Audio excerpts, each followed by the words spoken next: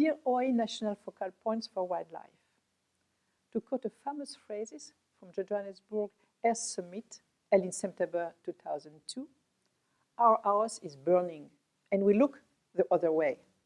It is time now, more than ever, to consider the situation and to take measures accordingly.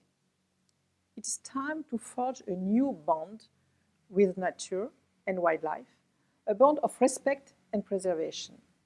In the past 20 years, 60.3% of emerging infectious disease affecting humans had an animal origin.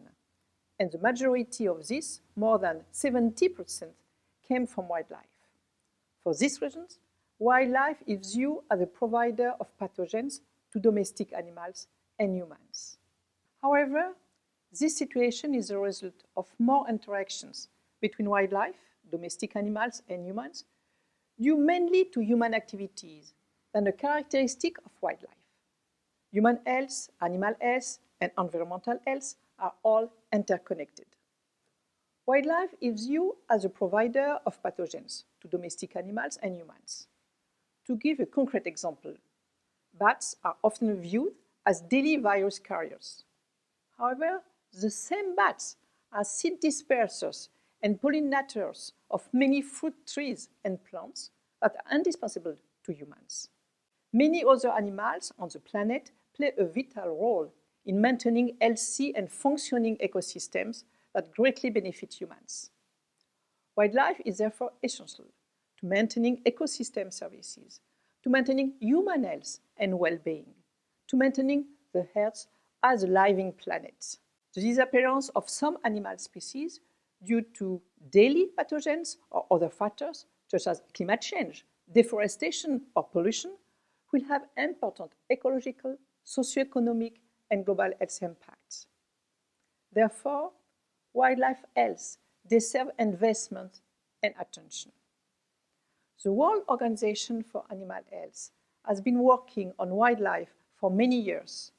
In 1994, the OAI Working Group on Wildlife was created, supporting the OAI on all health issues related to wildlife. In 2008, the delegates were asked to nominate focal points for wildlife.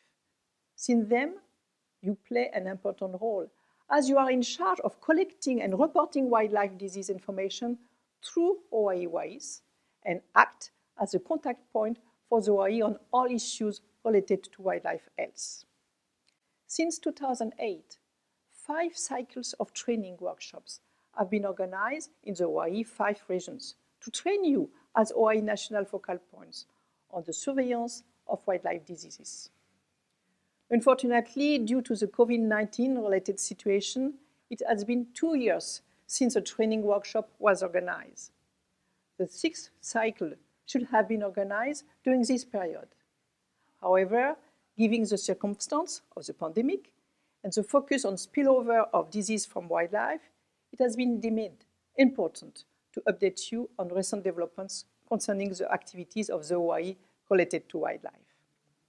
The present webinar is therefore considered as an intermediate cycle training course and will be co-organized and conducted by the 5 regional representations with the assistance and overall supervision of the OAI Preparedness and Resilience Department and the support of the relevant collaborating centers.